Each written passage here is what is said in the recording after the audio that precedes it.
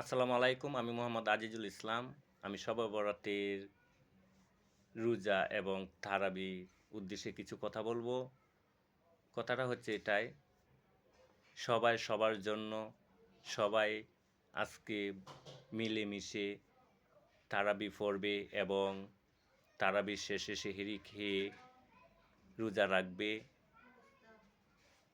আজকের যে শবে বরাতের নামাজটা হবে সেটা হচ্ছে আল্লাহ বরকতের দিন এবং যে যেটা আশা করে আল্লাহর কাছে, আল্লাহ সেই আশা মনে কামনা পূরণ করবে।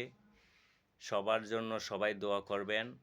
যাদের মা বাবা আত্মীয় স্বজন না ফেরার দেশে চলে গেছে তাদের জন্য দুহাত তুলে দোয়া করবেন। আল্লাহ সেই দোয়া কবুল করবে। যাদের মা বাবা না ফেরার দেশে চলে গেছে এবং কবরস্থানে শুয়ে আছে অন্ধকার কবরে, তাদের জন্য দোয়া করবেন। ছেলেদের এবং দোয়া পেলে মা বাবাদের কবরের আযাব মাফ হবে এবং মাফ করে দেবে।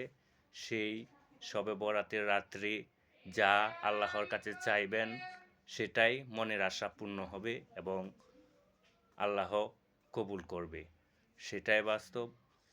কিন্তু যাদের মা বাবা নেই তারা খুব অসহায়। আজকের দিনটা মনে হবে